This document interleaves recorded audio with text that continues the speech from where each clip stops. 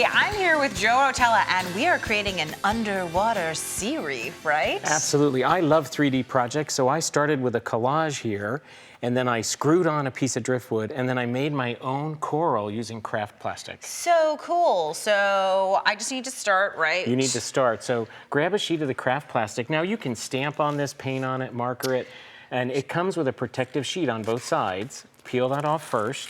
So I'm gonna peel both sides off. And you know, I haven't figured out what I could do with that, but as a craft hoarder, I'm like, what can I know I do with this? you don't want to throw it away. You don't want to throw it away. So cut out some shapes kind of irregular, amoeba-like. I am blobs. very good at cutting irregular shapes. Now, if you asked me to cut a regular shape, I'd have a little more trouble. It's a little stiff. You can feel it when you're cutting. You can even hear it. It is, but it's not like I'm having trouble cutting with scissors. Easy to cut. Is this irregular? That's very irregular. You did a great job at irregular. Does it need to be less irregular? So I have a skillet here, and it's set to just a hair over 200. You want it almost boiling, not quite. Could you use a pot on your stove? Sure. But this is the kitchen table. We can do it together. I was gonna say if food is gonna go in it, though, you probably don't want to use it for this. That's probably wise.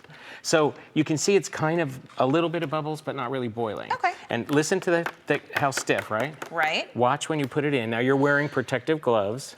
Are those dishwashing gloves? Look. Once it's in, look how easy it molds. Oh my That was my reaction. Now, as soon as it's out, make sure you tip the water out.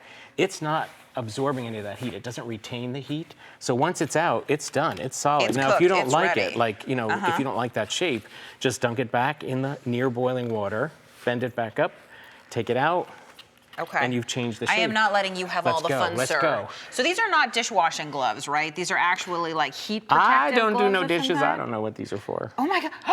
Isn't it Shut cool? up. It just, woo! That's crazy. It just completely and totally, you can make it what you want it to be. And then Absolutely. I can feel, as soon as you pull it out, It's done. Oh my gosh. Isn't it cool? You're never gonna get me out of this skillet is the problem. Now, you That's can't so really cool. mold it per se, but you can form it. I want to do this all day long. That's how come I made the coral reef, because I did it for like an hour and thought, oh, I like this shape, I like this shape, I like this shape. So cut as many shapes as you like. And what I did was try to figure out how much I needed to cover the driftwood. We're gonna dry it with a paper towel. Great, here you go. Gloves Paper are so towel. tight. Now, and you're right, this is cool to the touch already. We were putting it on some towels, obviously, to make sure that the moisture's out. Pretty easy. Oh, now it does feel like dishwashing. We're in the drying phase, and I do feel like I'm dishwashing. So once it's dry, we can paint it with any glass or porcelain paint. Okay. Because you want something translucent, because the cool part is that, you can see through this. And you're gonna paint the backside. So just flip it over, and I gave you some glass paint over there. I see that. Mix it really well. Do I have to shake it first, or? You could shake it, stir it. Shake it up a little bit, and then... Shake it up, baby. I know. And then I'm just gonna use a little... To give it a little paint stir. stir here. Do you want some paint too? Ooh, okay. We can both play together. So these all look like the same color to me, but you're telling me that once I get these open... Oh, there's a crimson, there's a purple. Now, do I paint it on with this stick? Well, some of them I actually used the stick and just dribbled down. Okay. And others I used a brush. You can mix the colors. You can just go ahead and, whoa, watch it spread. And you can just dab it on, and or I of course you dragged can. it with the little stick. Oh, I'm just gonna be I a really Joe got to play with it. copycat here. Now, it can take up to 24 hours for this to dry, because again, the plastic isn't absorbent, right? So once it's dry, you might want to outline the edges. I drew little flowers inside the sample over there.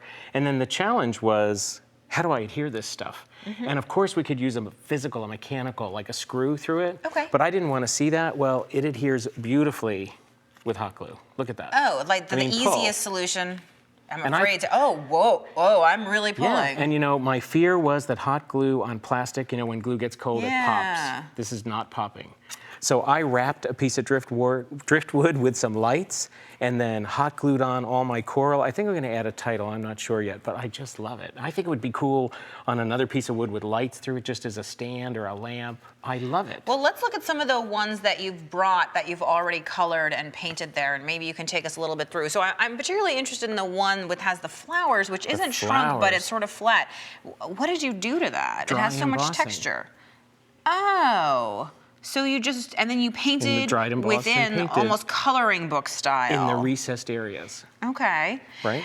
And then let's bring in like that clear dotted one I love with the gold edge. So this was dotted, and then after it was dry, you can use a permanent gold pen and just go around the edges. Oh, so could you do this with paint markers if you didn't have glass paint? Paint markers work great. Now, would regular acrylic paint work, or it has to be a glass paint? I think you'll have better luck with a translucent glass or porcelain paint. Because I'm just realizing with that green and pink one, if you hold it up and we can sort of see the light go through it, if it's not translucent, obviously you're going to lose that beautiful effect. And the reason we paint on the back side is because you want the shininess of the front.